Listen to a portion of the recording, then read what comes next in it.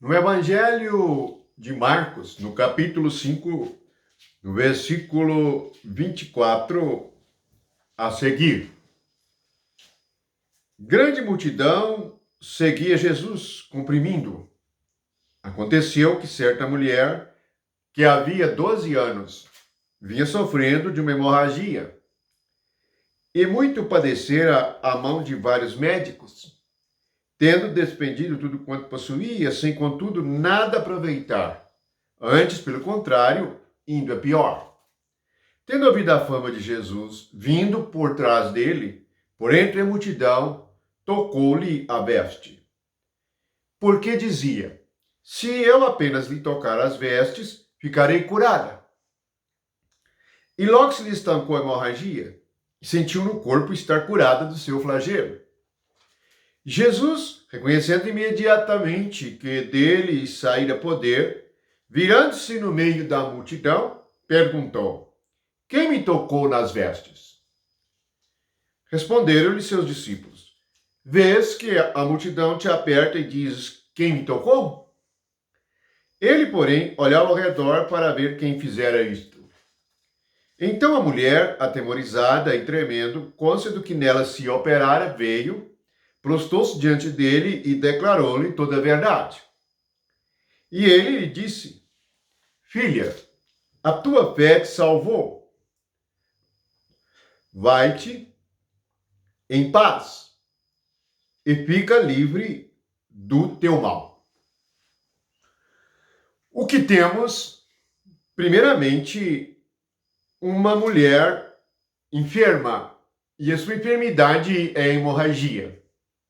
A hemorragia simboliza espiritualmente a vida que se vai, porque o sangue é a vida da carne. Portanto, simbolicamente, perder o sangue significa estar perdendo vida e tendo morte.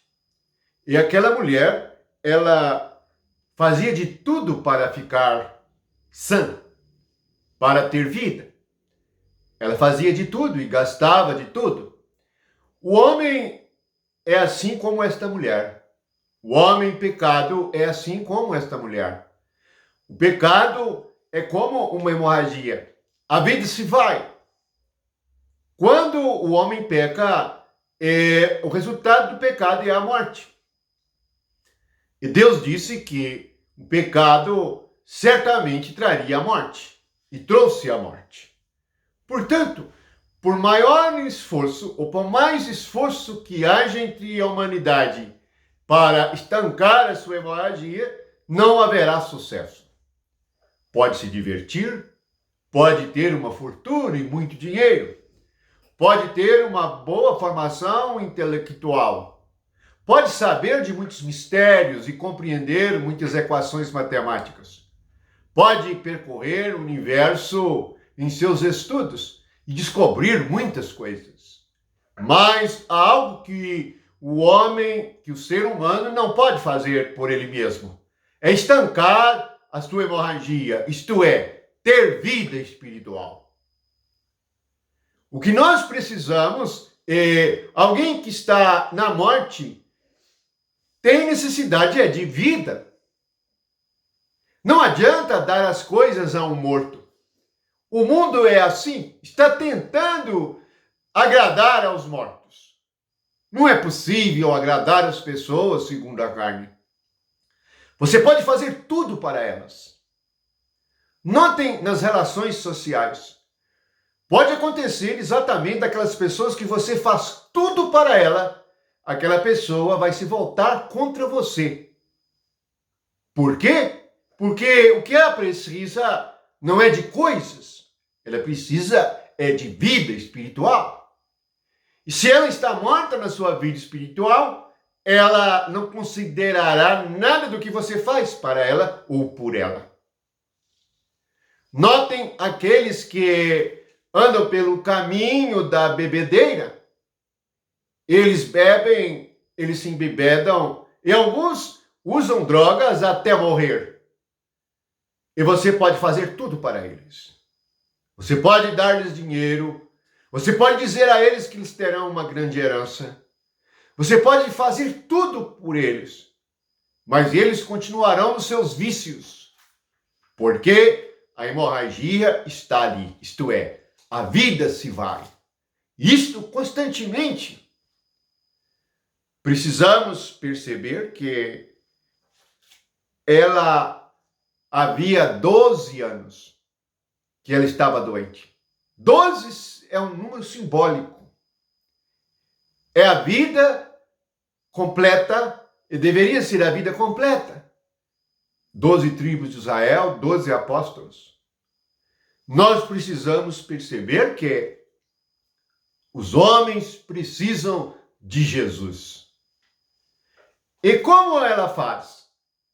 Ela toca as vestes de Jesus, enquanto Jesus está no meio da multidão. As vestes têm também um significado espiritual, ela significa o comportamento. Tocar as vestes de Jesus significa que ela toca a santidade de Jesus, a sua obediência a Deus. O que cura o homem do pecado é a obediência.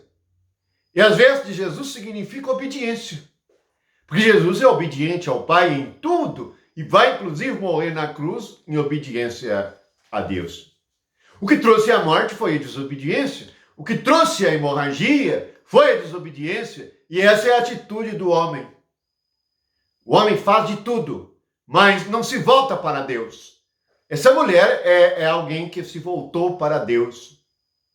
Note que no versículo 34, ela ouve a voz de Jesus, embora estivesse com medo. Se você ler Gênesis, você vai ver que assim que o homem pecou, ele ficou com medo. E ela também estava com medo. E ela se prostrou-se diante de Jesus e falou para ele o que estava acontecendo. Ela confessou tudo. É assim, confissão. É o que está escrito na primeira carta de João. Se nós confessarmos, nós recebemos bênção. Nós falarmos com Deus. Lembre-se, falar com Jesus é falar com Deus. E ela ouviu de Jesus algo tremendo. Vejam só, filha, é muita coisa. A palavra filha já denota uma ligação forte entre ela e o pai.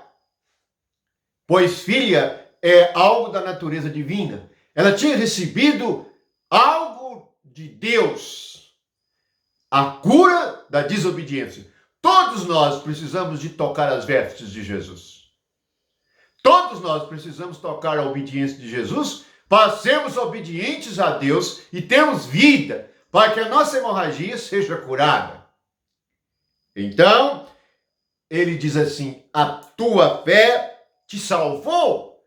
Portanto, ele usou a palavra salvação. Ele não disse a tua fé te curou. Mas, na verdade, é uma cura. A salvação é uma cura. Porque a vida é retida, a vida permanece, vencendo a morte, vencendo o pecado, a desobediência.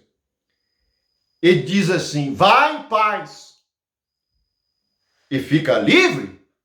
Portanto, a resposta de Jesus fala de vida, fala de paz e de libertação.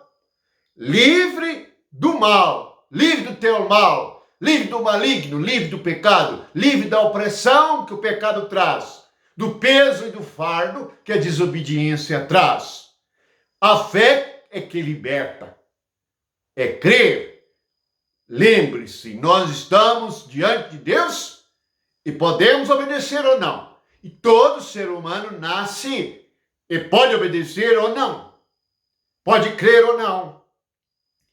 E ela é aquela que buscou e achou. E a resposta é a vida eterna. Portanto, cada um de nós que criamos somos como esta mulher. Nós recebemos salvação, recebemos paz, porque nosso coração se apazigua. Nós somos reconciliados com o Espírito de Deus e com os irmãos. Nós recebemos libertação, porque o maligno não pode mais trabalhar na nossa vida, trazendo sobre nós peso, culpa. Uma das coisas que há na carne é culpa. É dar a impressão que nós somos culpados de todas as coisas que acontecem. A libertação traz cura, porque nós não temos mais culpa. Jesus levou a nossa culpa, a culpa de sermos desobedientes, incrédulos. Portanto, louvado seja Jesus, e esta fé que essa mulher teve é a fé salvadora. Todos os irmãos estejam nesta fé salvadora. Fiquem nessa salvação, nesta paz e nesta libertação. Amém.